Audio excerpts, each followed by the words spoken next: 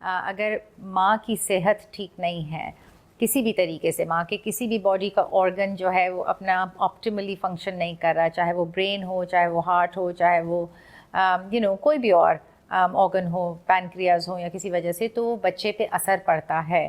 ماں پہ تو پڑتا ہی پڑتا ہے، لیکن بچے پہ بھی بہت اثر پڑتا ہے.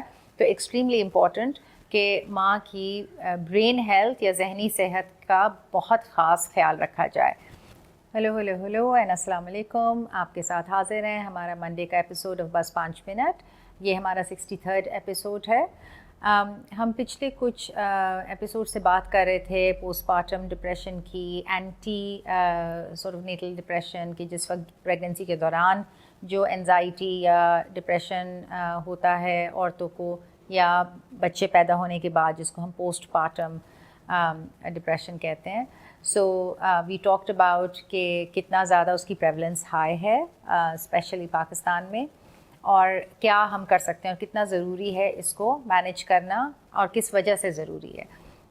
وی ٹاکڈ اباؤٹ، اور میں بار بار یہ دہرا بھی رہی ہوں اس لیے کہ اگر ماں کی صحت ٹھیک نہیں ہے کسی بھی طریقے سے، ماں کے کسی بھی باڈی کا آرگن جو ہے وہ اپنا آپٹیملی فنکشن نہیں کر رہا، چاہے وہ برین ہو، چاہے وہ ہارٹ ہو، چاہے وہ کوئی بھی اور آرگن ہو، پینکریاز ہو، یا کسی وجہ سے، تو بچے پہ اثر پڑتا ہے.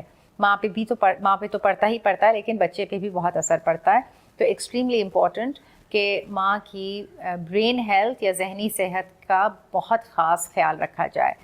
رسک فیکٹرز کی اگر ہم بات کریں کہ کون سی ایسی عورتیں ہیں، ہم نے لاسٹ ٹائم پریولنس کی بات کی کہ 30% آرام سے 30 سے 40% عورتوں کو ڈیورنگ پریگننسی اور پوسٹ پارٹم ڈپریشن یا انزائٹی ہو سکتا ہے. یہ بہت زیادہ ہے نمبر. اس کا مطلب یہ ہے کہ ہر تیسری عورت جو بچہ پیدا ہونے کے بعد اس رسک ہوتا ہے پوسٹ پارٹم ڈپریشن کا. تو رسک فیکٹرز جو ہیں ملٹیپل ہیں، جس میں ایک تو سائیکو سوشل اسٹریسز جس کو ہم کہتے ہیں، کہ اگر آپ کی آپ کی ابھی نئی شادی ہوئی ہے اور آپ سیٹل ہو رہے ہیں اپنے نئے ریلیشن شپ میں اپنے ہسبینڈ کے ساتھ. فائنینشیل اسٹریسز یوزلی فرسٹ پریگننسیز میں ہوتے ہیں، بیکاز نئے شادی ہوئی ہوتی ہے تو فائنینشلی سیکیور نہیں ہوتے ہیں کپل. پھر اگر آپ ایک نئی گھر میں آئے ہیں، جوائنٹ فیملی ہے، تو اس میں آپ سیٹل ہو رہے ہیں، اس کا بھی ایک اسٹریس ہوتا ہے. تو all of those psycho social stresses is a risk factor. First pregnancy is also a risk factor, again because ایک تو ملٹیپل سوشل اسٹریسز بھی ہوتے ہیں، اور عورت خود سے بھی کمفرٹیبل نہیں ہوتی، اس کے لیے بھی ایک نئی چیز ہوتی ہے پریگننسی، اور اس کا رول کس طریقے سے شفٹ ہو رہا ہے. دوسرا، اگر فیملی ہسٹری ہے کہ عورت کی جو ہے ماں کو، خالہ کو، یا ان کی فیملی میں پوسٹ پارٹم ڈپریشن رہا ہے، یا ان کو خود کو اپنی کوئی پریویس ہسٹری ہو جس سے پہلے انزائٹی ہو چکی ہو یا ڈپریشن ہو چکی ہو، تو وہ بھی رسک فیکٹر ہوتا ہے کہ ڈیورنگ پریگننسی یا پریگننسی کے بعد ڈپریشن یا انزائٹی ہو. تو امپورٹنٹ یہ ہے، بہت زیادہ ضروری ہے کہ اس کو جتنا جلدی ہم پک اپ کر سکتے ہیں جیسے ہی پریگننسی شروع ہوتی ہے. تو جب آپ اپنے گائنیکالوجسٹ کے پاس جاتے ہیں، آبسٹیٹریشن کے پاس جاتے ہیں، تو ضرور ان کو بتائیں کہ اگر آپ کو لگ رہا ہے کہ انزائٹی یا وسوسہ یا اسٹریس زیادہ ہونا شروع ہو گیا ہے، یا پھر اداسی یا موڈ چینجز آنے شروع ہو گئے، تو جتنا جلدی ہم اپنے ڈاکٹر کو بتا سکتے ہیں تو وہ پک اپ کریں، ضروری ہے.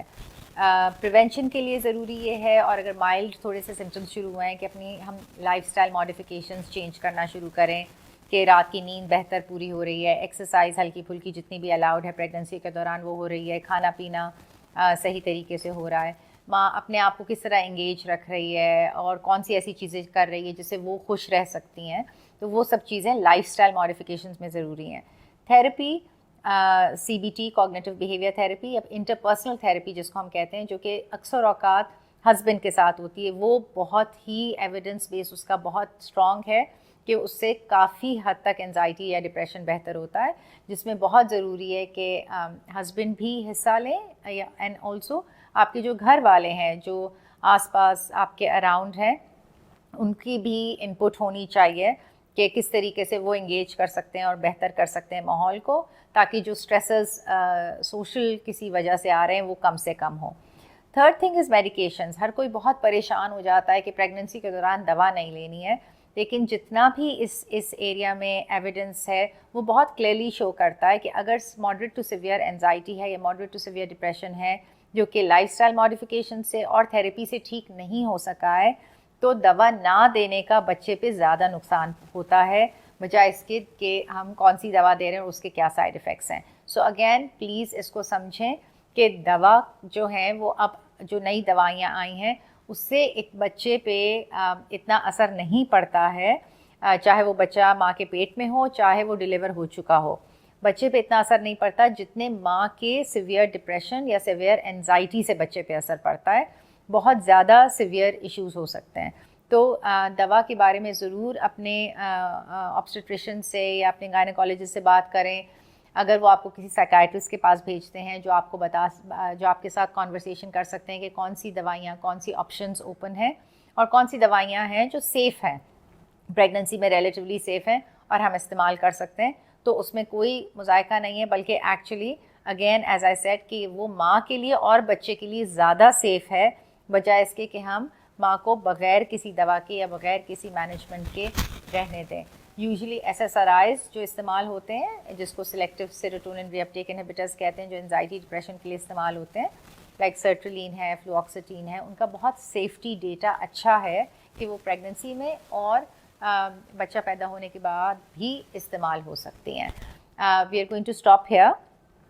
اگین اگر آپ لوگوں کو لگ رہا ہے کہ آپ اس کے بارے میں اور کچھ سوال کرنا چاہ رہے ہیں تو ضرور ہمیں لکھیں, ہم اور تفصیل سے اس کے بارے میں بات کریں گے کیونکہ یہ اگین بہت امپورٹنٹ ٹاپک ہے. ادروائز ہم آپ کے ساتھ انشاءاللہ نیکسٹ ویک پھر ملاقات کرتے ہیں. تب تک کے لیے stay curious, keep asking questions and memento vivere, remember to live. خدا حافظ.